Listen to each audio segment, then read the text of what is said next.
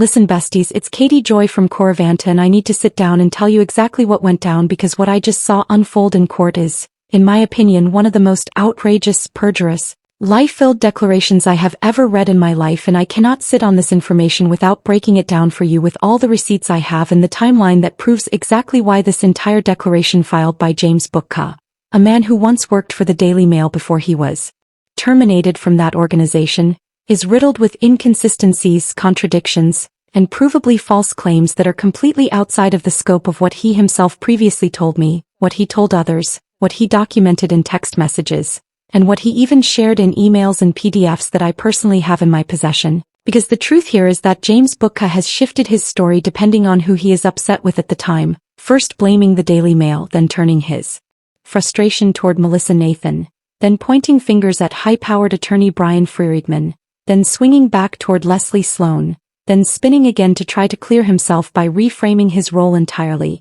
And I want you to understand that this is not simply about one journalist who found himself caught up in a Hollywood legal firestorm. This is about the deliberate rewriting of events in a way that appears designed to protect himself at the expense of everyone else, and the reality is that his words and his actions, as backed up by the documents he sent me directly, make his latest sworn statement nearly impossible to take at face value. Because I can tell you as someone who personally received communication from him that what he is now alleging to the court is directly contradicted by what he told me in writing and what he admitted over the course of 6 weeks of interaction earlier this year. And so let's lay it all out piece by piece, because only by doing so can we see how deep this web of contradictions goes. First of all, James claims in his new declaration that he was thrust into this consolidated lawsuit by the Wayfair parties and their attorney Brian Friedman, that he never wanted to be there, and that his words were somehow misinterpreted, yet the receipts I have show otherwise, because the truth is James was not pulled unwillingly into this. He actually reached out to Melissa Nathan directly, he communicated extensively, he put himself into the middle of it, and the text message evidence included in Wayfair's own filings clearly demonstrate that he was an active participant, not a passive bystander. And what makes this so egregious is that James now tries to claim that everything comes down to a simple misunderstanding of a single word in a single text message where he used the term sexually assaulted instead of sexually harassed.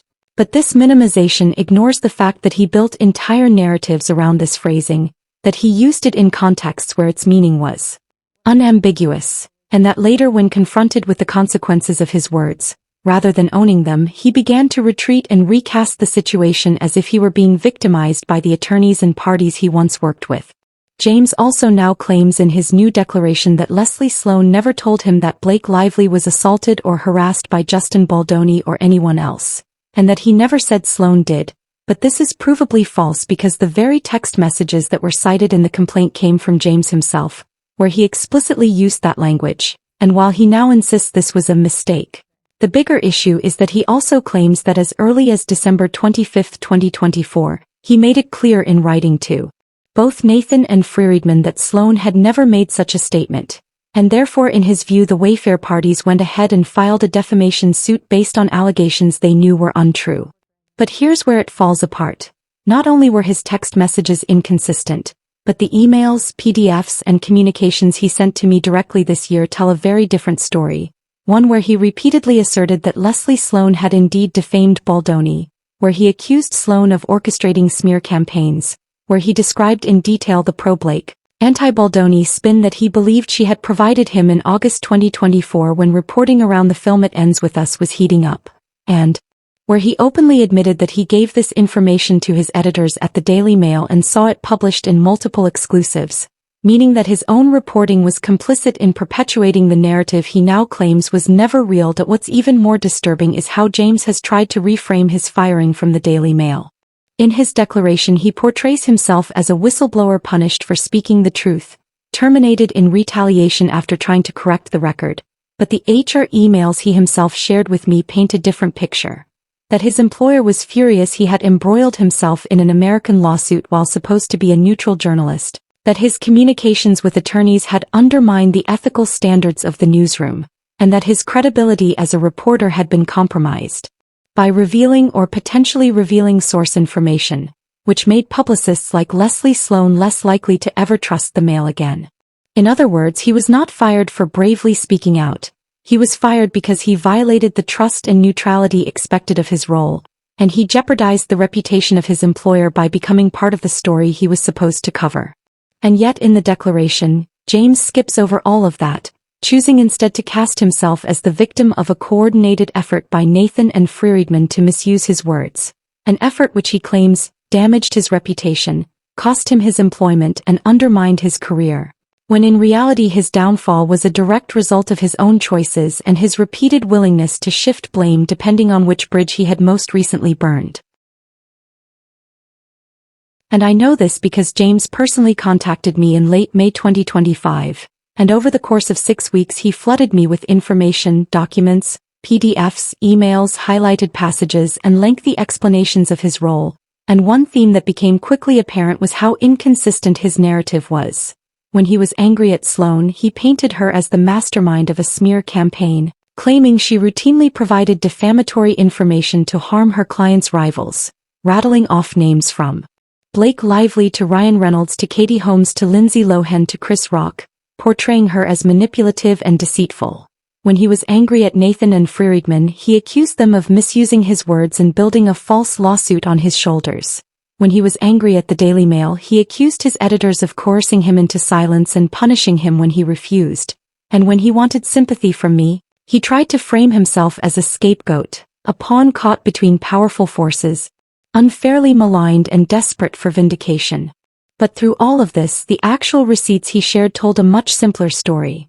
That James repeatedly said in writing that Sloan gave him anti-Baldoni, pro-Blake information, that he wrote emails to his editors pushing these narratives, that those narratives were published, that he later provided those communications to Wayfair, and that his shifting language around harassed versus assaulted was less about truth and more about trying to walk back the legal consequences of his reporting. Let's look at one specific example. On August 8, 2024, James emailed his editors after speaking with Sloan, and I have that email where he explained that the cast of It Ends With Us had shut out Baldoni, not because of Blake but because of Justin's behavior, because of his alleged controlling tendencies, his insistence on directing without allowing female voices, and his rewriting of sections against Colleen Hoover's wishes. He described it in moral, political terms, comparing it to government interference in women's bodies, and emphasized how unacceptable it was for Baldoni to direct a film about abuse while silencing women. This is not the language of a neutral reporter misusing a single term. This is the language of a journalist fully pushing a narrative provided by Sloan and presenting it as inside knowledge. The Daily Mail then published exclusives based on his reporting, directly reinforcing this spin. Later, when the lawsuits began, James claimed that Sloan defamed Baldoni by feeding him this false narrative, essentially acknowledging that his own articles were built on defamatory information. And yet now, in his latest declaration, he denies Sloan ever said any of this. The contradiction could not be more glaring. Another example comes from the PDF he sent me, where he highlighted a section in blue, writing that the Daily Mail had started a smear campaign against Baldoni in August 2024 and that he tried to alert his counsel, but was ignored. In that same PDF he flatly accused Sloan of defamation, writing that she knew she would get dismissed from the case, that his attorneys knew it too, and that when he tried to write articles exposing Blake Lively he was blocked as if Blake's people were controlling the coverage. These statements show that James was not some innocent bystander misrepresented by others. He was actively asserting that Sloan defamed Baldoni, that the Mail suppressed his attempts to push alternative narratives, and that his firing was part of a broader effort to silence him. Yet now in his declaration he tries to wipe that away and claim the opposite. Perhaps the most damning piece comes from the HR email he shared, where they explicitly reprimanded him for being named in a lawsuit, saying it was embarrassing to the company, that his involvement had damaged their reputation, and that they hoped he had learned his lesson. That email makes clear that the issue was not whistleblowing, not retaliation, but his own lapse in judgment as a journalist. He became part of the story, and that is the cardinal sin of reporting. For him to now stand before a court and claim otherwise is, in my opinion, yet another lie layered on top of the others. So when James submits a declaration under penalty of perjury, even one that he didn't notarize, saying that he never said Sloan told him Lively was assaulted, that he only mistakenly used the term in a single message, that Nathan and Friedman twisted his words, and that they alone are responsible for misleading the court and costing him his career. I have to tell you, besties, that the receipts show otherwise. He said it. He wrote it. He emailed it. He provided it. He built articles on it. He accused Sloan of it. And then when it backfired, he tried to retreat. And I know this not only because of what's been filed publicly, but because he gave me the documents himself. He gave me the receipts. He wanted me to have them. And that's why I can say with confidence that this latest declaration is not the full truth. It's just the latest version of James Bazooka trying to save himself, even if it means throwing everyone else under the bus. And that, besties, is why I'm doing this video, because the court and the public deserve to see the full context, not just the selective story James is telling now. And because I know he has already burned bridges with Sloan, with Nathan, with Friedman, with the Daily Mail, and with me, and the only consistent thing about his story is how inconsistent it has always been. The tangled web of this entire controversy is one of the most confusing and shocking Hollywood media legal public relations storms that I've ever had to dissect, because every time I go through the receipts, the emails, the legal filings, and the statements made by the people involved, what becomes clear is not clarity itself but the absolute chaos of manipulation, blame-shifting, extortion attempts, credibility collapses, and the way people like Blake Lively, Leslie Sloan, Stephanie Jones, James Bazooka or Buka, depending on who's reporting it, the Daily Mail, Justin Baldoni, Nathan Abel, and even Taylor Swift and her family end up entangled in this mess that goes far beyond just a simple lawsuit and instead turns into a public battle of reputations where each player seems desperate to ensure that their own name is not the one left permanently tarnished. And as I piece this together into a long-form analysis, what becomes important is not just the raw data in the texts and emails but the patterns of behavior and the strategies that each side employed.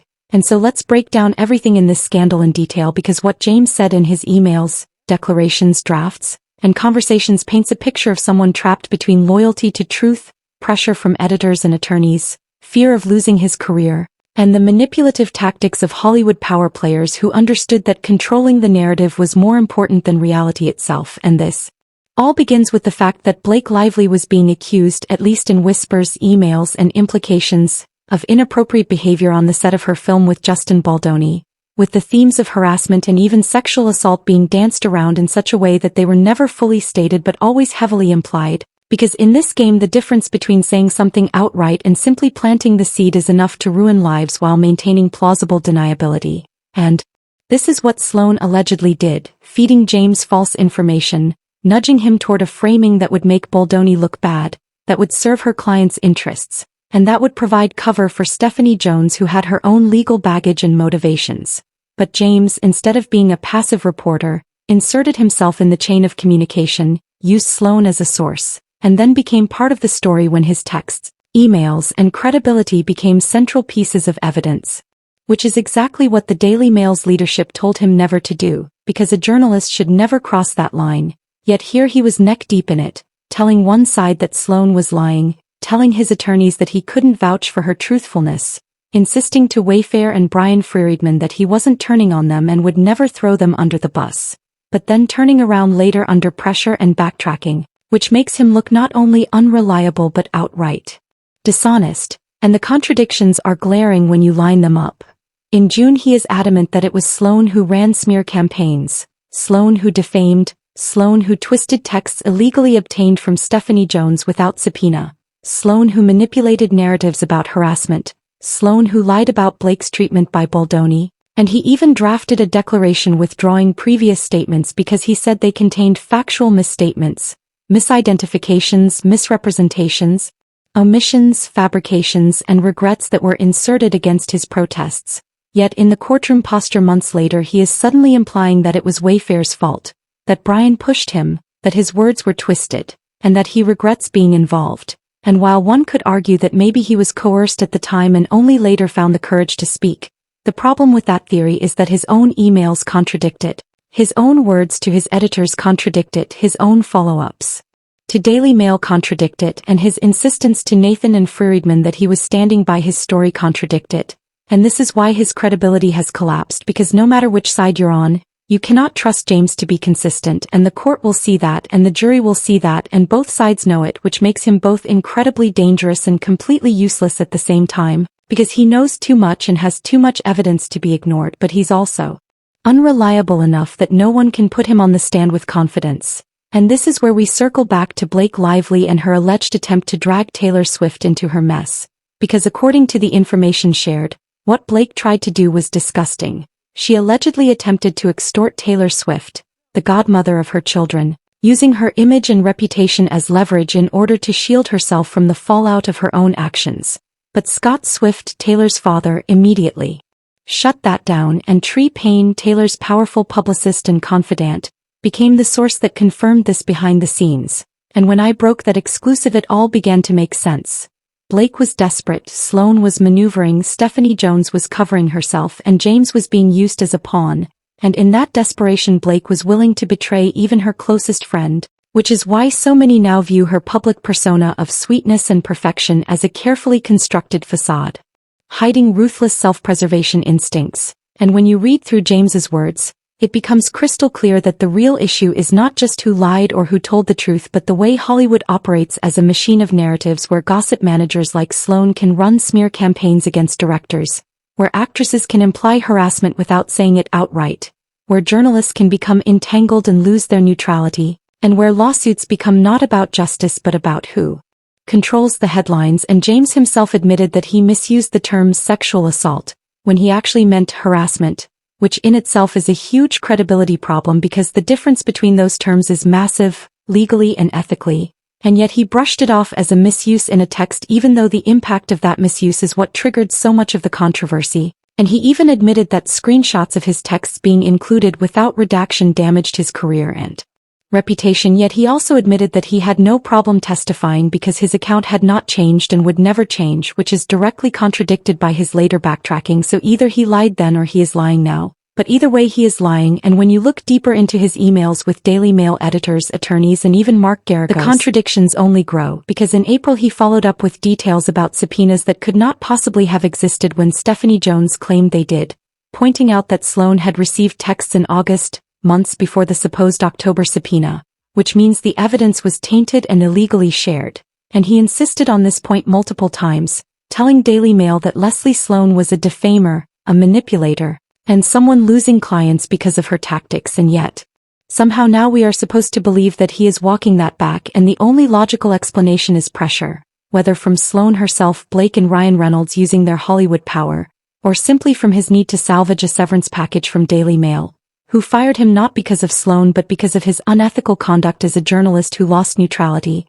who exposed his source, and who allowed himself to be part of the story. And that is the one thing you can never do in journalism. Become part of the story, because once you are in it you can no longer cover it, and that's exactly what happened. And now the public is left with the impossible task of sorting through conflicting narratives. Was Blake truly harassed, or did she weaponize the implication of harassment to take control of her film from Baldoni? Was Sloan truly acting in defense of her client, or was she smearing Baldoni to save Blake and Stephanie Jones?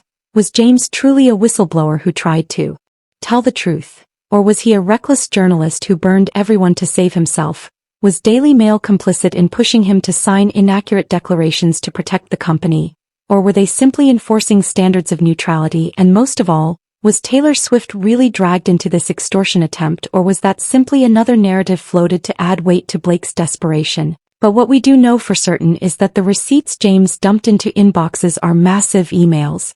Drafts, motions, HR warnings, editorial pushback, and repeated insistence that Sloan was the liar, Sloan was the manipulator, and Sloan was the one at fault. And that makes his recent flip impossible to defend, because Wayfair already has those communications via document subpoenas, and they will use them. And when the court sees that he told them explicitly that Sloan ran the smear campaign, that he would never turn on Wayfair, that he understood they didn't need his permission to use texts with a party in the lawsuit, and that he did not regret helping clear Justin's name, then any attempt now to blame Wayfair collapses instantly, leaving James exposed as inconsistent at best, dishonest at worst, and completely untrustworthy as a witness. And this entire scandal then becomes not about one clear villain but about an ecosystem of manipulation where everyone is willing to throw anyone else under the bus to survive.